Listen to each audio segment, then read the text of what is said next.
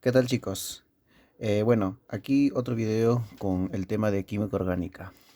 Bien, antes de hablar de una definición de la química orgánica, tenemos que hablar acerca de la importancia. ¿Por qué es importante este tema?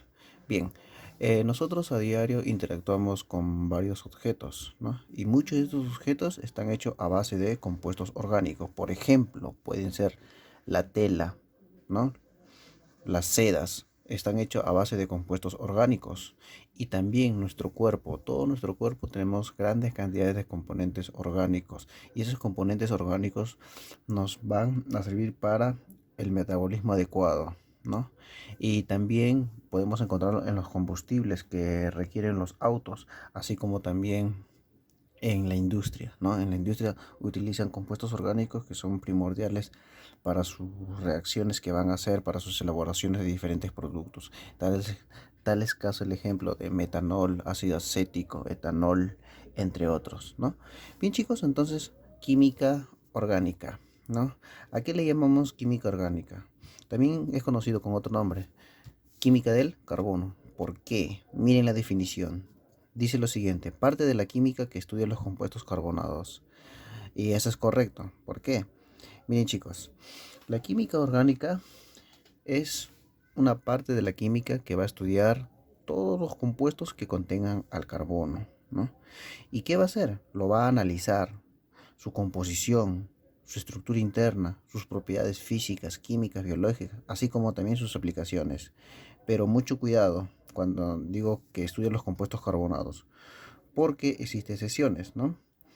Por ejemplo, tengo el CO2, tengo también el monóxido de carbono, tengo también al carbonato del calcio, a este compuesto también llamado ácido carbónico. Todos ellos son compuestos que contengan el carbono, pero ojo, estos no son compuestos orgánicos. Estos son llamados los compuestos inorgánicos, ¿de acuerdo? Entonces, chicos, si recordamos un poco las clases de nomenclatura inorgánica, en nomenclatura inorgánica hemos visto varios compuestos que contienen el carbono, ¿no? Todos ellos son compuestos inorgánicos. Entonces hay que tener mucho cuidado al tratar de compuestos, ¿no? Tenemos que tener mucho cuidado. Bueno, vamos a ver las características generales de los compuestos orgánicos. Son generales, ¿ya? O sea, también va a haber excepciones, pero en una pregunta podría venir una característica general, ¿ya? Entonces vamos a basarnos en eso. Entonces, como punto número uno, ¿ya? Le llamamos como punto número uno. ¿Qué tenemos? Miren, todos los compuestos orgánicos, por lo general, van a tener los elementos organógenos. ¿Quiénes son los elementos organógenos? Son el carbono, hidrógeno, oxígeno y nitrógeno. Ellos son llamados los elementos organógenos. ¿Y por qué?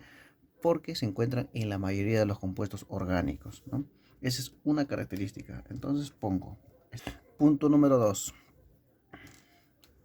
Ponemos por aquí el punto número 2. Bien, como punto número 2, así como todos los compuestos carbonados en su mayoría van a tener estos cuatro elementos, también van a tener elementos secundarios. ¿A qué lo llamo elementos secundarios? Son aquellos elementos que se encuentran en menor cantidad, en mínima cantidad. O sea, no todos los compuestos orgánicos van a tener estos elementos. Por eso se le dice elementos secundarios. Entonces, lo coloquemos aquí, que también tienen elementos secundarios, ¿no? Pongo. También tienen elementos secundarios. ¿Quiénes son estos elementos secundarios? Tenemos al sodio, magnesio, calcio, hierro, cloro y entre otros. Ellos no se van a encontrar, como dije, en todos los compuestos orgánicos, solamente algunas lo van a obtener. Bien, otra característica, punto número 3. Chicos, como se trata de compuestos orgánicos, ellos van a estar unidos por enlaces covalentes. Y al estar unidos por enlaces covalentes, van a compartir electrones, ¿de acuerdo? ¿No? Entonces, otra característica es que son esencialmente compuestos covalentes. Y los compuestos covalentes en sí, que son moléculas, ¿no? Entonces, coloquemos. Punto número 4. Punto número 4. Bien, chicos. Miren, ¿alguna vez ustedes llegaron a mezclar aceite con agua? ¿O alguna vez llegaron a mezclar querosene con agua? Cuando ustedes mezclan o hacen la prueba, mezclen querosene con agua, ¿no? Entonces, esas dos sustancias no se van a mezclar. ¿Por qué? Porque tienen características diferentes.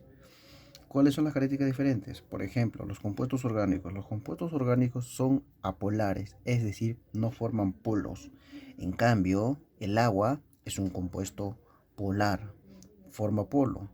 Por lo tanto, un polar y un apolar no se pueden mezclar, ¿no? Esa es una característica. Si recordamos un poco la frase, la famosa frase dice, lo semejante disuelve lo semejante, ¿no? Entonces, los compuestos orgánicos no son semejantes al agua.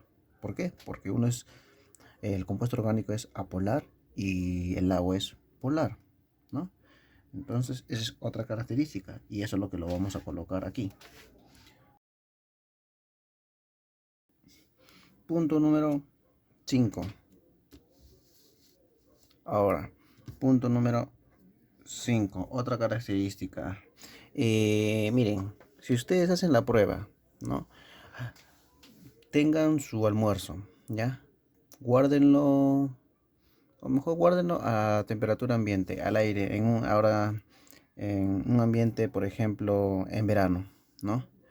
Guárdenlo y al día siguiente traten de comer, ¿no? Tendrá la misma característica, tendrá el mismo sabor, tendrá las mismas propiedades. No. ¿Qué pasó? Que los compuestos orgánicos, como en este caso los alimentos tienen sustancias orgánicas, entonces no soportan altas temperaturas, ¿no? ¿Qué pasa? Se descomponen con facilidad cuando se eleva la temperatura, ¿de acuerdo? Entonces, esa es otra característica de los compuestos orgánicos. Decimos por acá, por lo tanto, esos compuestos orgánicos van a tener una temperatura de fusión alta o baja. Baja, ¿no? Entonces ponemos una temperatura de fusión baja. Y por supuesto que la temperatura de ebullición también va a ser bajo. Listo. Vamos a ver otra característica. Punto número 6. Estos compuestos orgánicos, cuando se le lleva al estado líquido o cuando se disuelve en agua, no van a conducir la electricidad, ¿no? No conducen la corriente eléctrica. ¿Por qué? Porque ellos no van a generar electrolitos, ¿no? ¿Y qué eran los electrolitos? Los electrolitos son, cuando se disuelven en agua o cuando están en estado líquido, generan iones, ¿no? Esos son electrolitos, pero ellos no generan electrolitos con los compuestos orgánicos. Por lo tanto, no conducen la corriente eléctrica. Eso es lo que es otra característica. Listo. Y por último, una última característica que es muy importante, ¿no? Ellos presentan fenómeno de isomería, ¿ya? Pongo. Chicos, ¿qué es el fenómeno de isomería? ¿Qué es la isomería? ¿No? Isomería son compuestos con igual fórmula molecular, pero van a tener diferentes estructuras, ¿no? O sea, van a tener la misma forma molecular, pero su arreglo, la forma de enlazarse va a ser diferente, ¿no? Y eso es lo que vamos a colocar. Ponemos de esta manera. Listo, chicos. ¿Ya? Ahora, vamos a ver ejemplos, ¿no? Ejemplos de los isómeros. Por ejemplo, tengo aquí, vamos a poner ejemplo. Tengo esta forma molecular de este compuesto orgánico. Aquí lo tenemos. tienen una misma forma molecular. Ahora, estos, ¿cómo están enlazados, no? ¿Cómo están arreglados? ¿Cómo es su estructura, no? Va a ser diferente. Miren para aquí. Yo lo puedo hacer de la siguiente manera. Bien, esto es una forma de arreglo, ¿no? De esta estructura. Si contabilizamos, los carbonos tienen 6 y los hidrógenos son 14, ¿no? Pero este también puede ser de otra forma, de la siguiente manera. Aquí también va a tener 6 carbonos y 14 hidrógenos, pero son diferentes compuestos, ¿no? O también podemos hacer lo siguiente, de otra manera.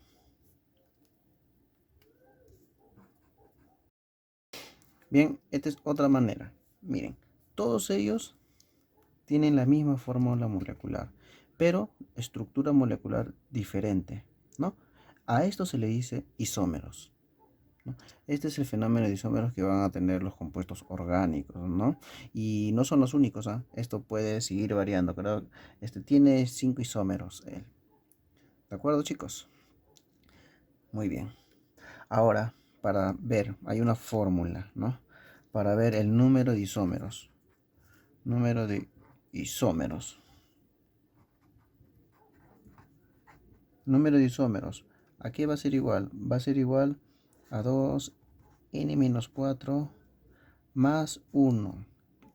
Bien, esta es la fórmula para hallar el número de isómeros, donde n llegaría a ser el número de carbonos, ¿no? Pongo número de carbono. Bien, chicos, el número de carbonos.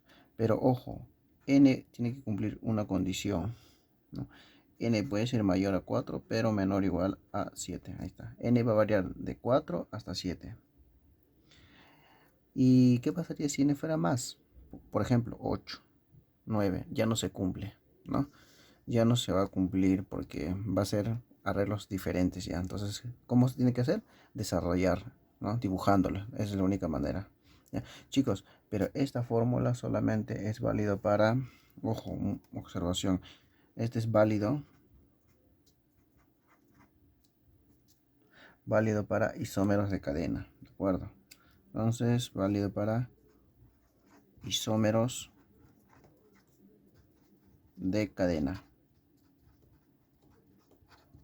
Muy bien, más adelante ya vamos a tratar profundamente acerca de los isómeros, ¿ya? Solamente estamos haciendo un hincapié para ver de qué se trata los isómeros. Bien, bien chicos, ahora que ya sabemos que los compuestos carbonados todos tienen al carbono, por lo tanto hay que darle importancia a este elemento, ¿no? Entonces decimos propiedades del carbono, ¿no? Las propiedades del carbono vamos a dividir en dos: propiedades físicas y propiedades químicas.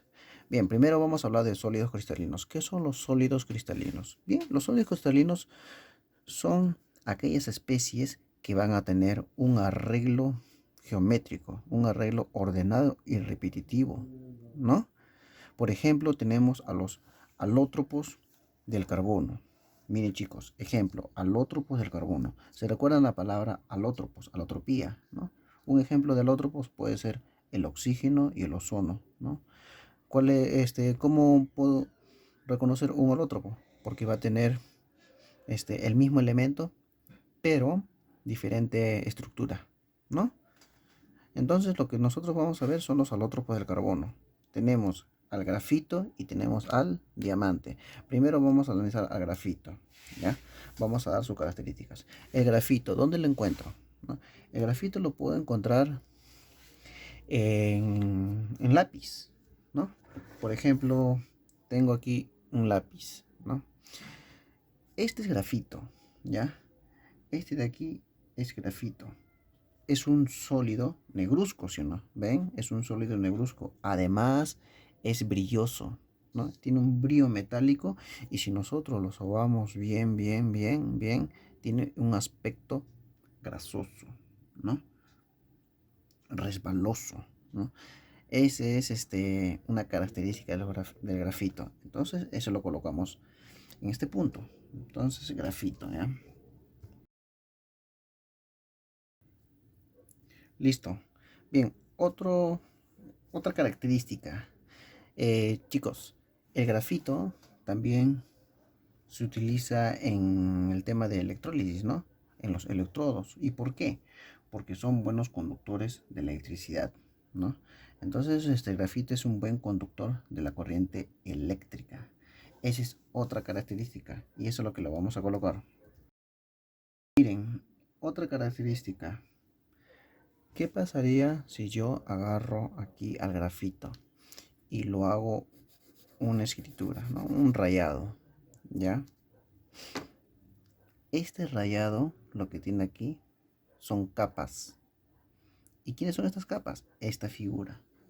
Entonces, cuando yo rayo, lo que estoy obteniendo aquí son capas, ¿no? Puedo arrancar una capa, dos capas, tres capas, no sé, indistintamente. Entonces, chicos, el grafito forman capas. ¿Y estas capas qué forma tiene? Forma hexagonal, ¿sí, no? Entonces, ponemos aquí, ¿no? Forman capas hexagonales, ¿ya? Unas sobre otras. Forman capas hexagonales.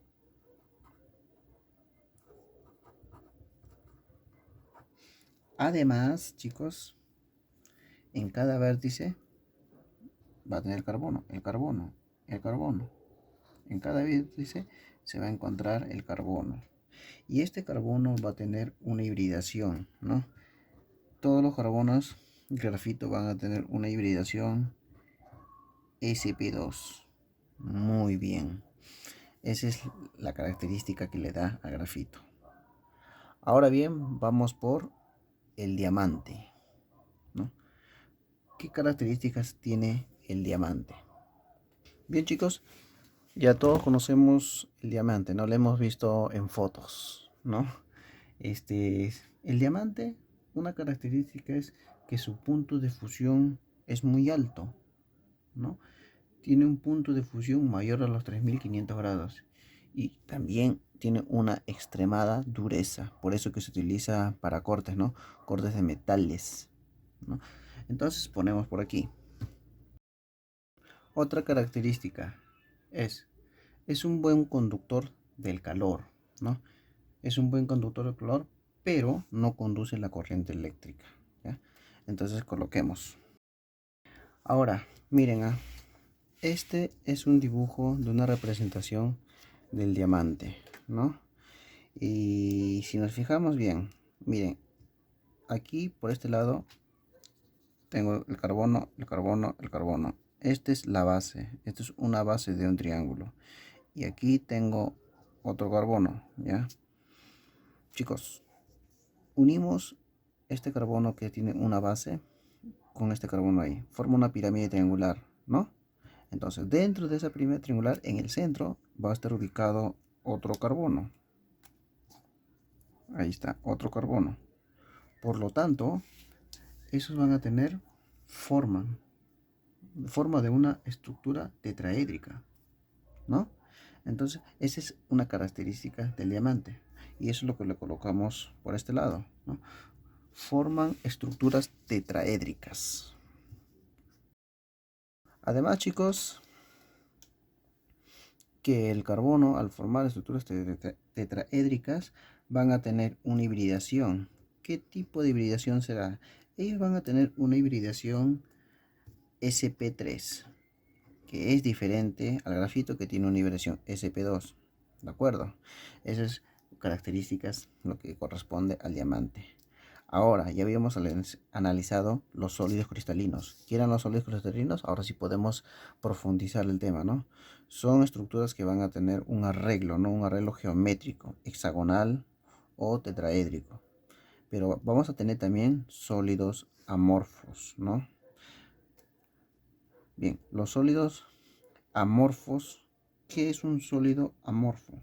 Son aquellos sustancias que no tienen arreglo, no tienen un arreglo regular, sino, entonces ponemos por aquí, no tienen un arreglo geométrico. Listo. Es un sólido amorfo, sin forma. Muy bien. ¿Y quiénes son? Tenemos la hulla, tenemos el lignito, tenemos el hollín y entre otros. Estos sólidos amorfos también pueden existir de dos maneras, naturales o también pues artificiales, ¿ya? Solamente vamos a dar ejemplos nada más. Bien chicos, ya vimos lo que es el caso de las propiedades físicas. Ahora lo que vamos a ver son las propiedades químicas, ¿no? 4 propiedades químicas con respecto al carbono, ¿no? Primero vamos a ver covalencia. ¿Qué es covalencia? Covalencia se dice cuando los átomos de carbono se van a unir entre sí mediante la compartición de electrones, es decir, van a formar enlace covalente, y en enlace covalente es compartición de electrones, ¿no? Entonces ponemos por aquí, se unen por compartición de electrones, se unen por compartición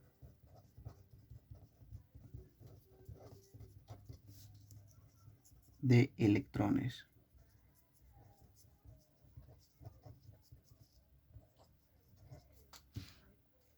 Listo. Otro punto, tetravalencia. ¿Qué significa tetravalencia? Tetravalencia, más que nada tengo que tener algo en cuenta. El carbono se ubica en el grupo 4, por lo tanto va a tener 4 electrones de valencia. Entonces, en los compuestos carbonados, ¿no? En los compuestos orgánicos carbonados, el carbono va a intervenir sus 4 electrones de valencia. Y si interviene sus 4 electrones de valencia, va a formar 4 enlaces covalentes, ¿no? Entonces pongo por aquí, forma 4 enlaces covalentes.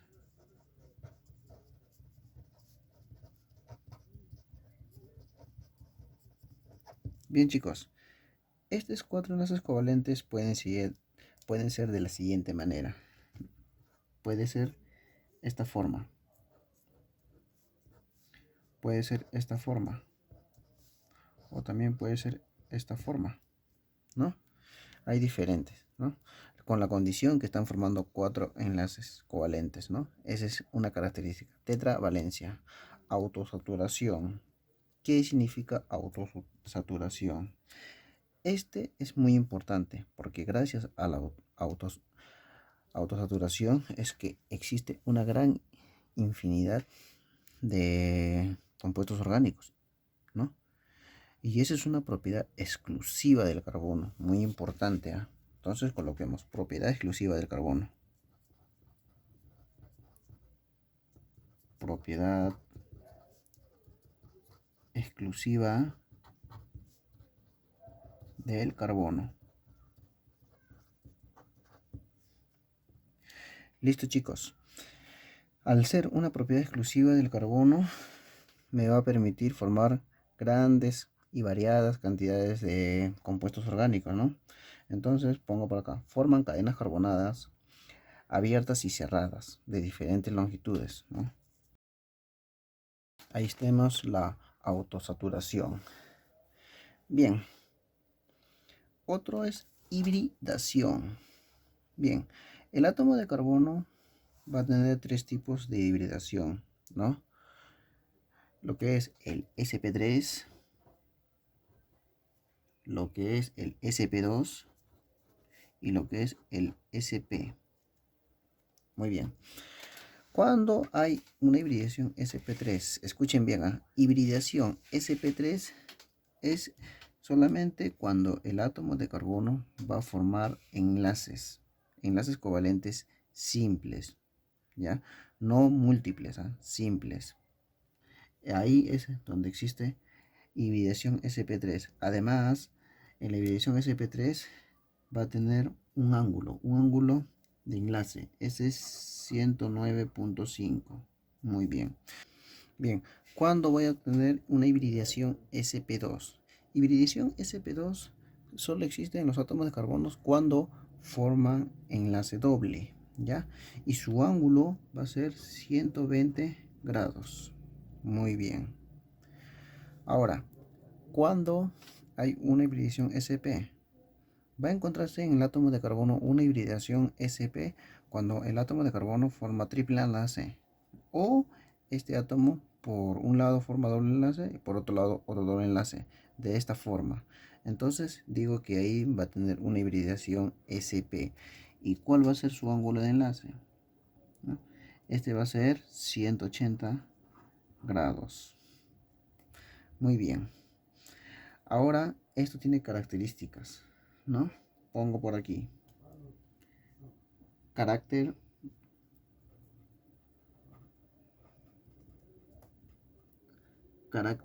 S. ¿Qué significa el carácter S?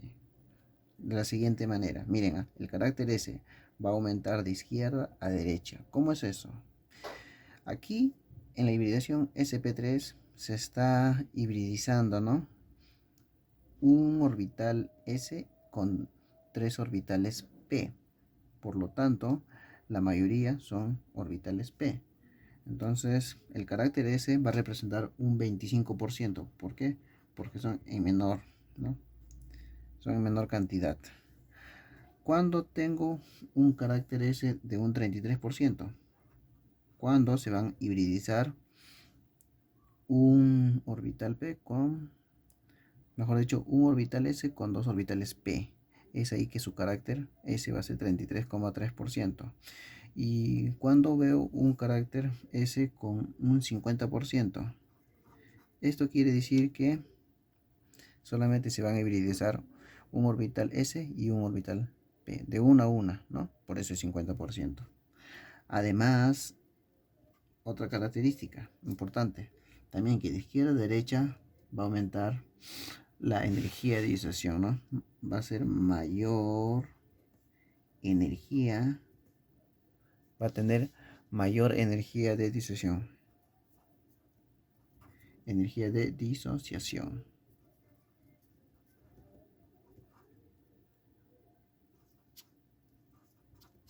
Listo. Muy bien. Ahora, chicos, vamos a ver el tema de hidrocarburos. El tema de hidrocarburos. Aquí faltó una R. Bien. ¿Qué son los hidrocarburos? ¿No? Son los compuestos orgánicos que están formados solamente por carbono e hidrógeno. Si este compuesto orgánico solamente forma carbono, hidrógeno, ¿ya? No otro elemento, hay que tener mucho cuidado, ¿ya? Ese es un hidrocarburo.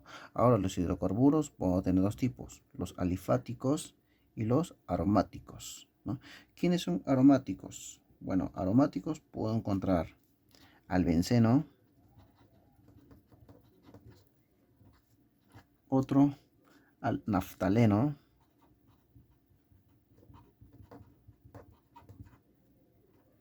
y también puedo ver al antraceno.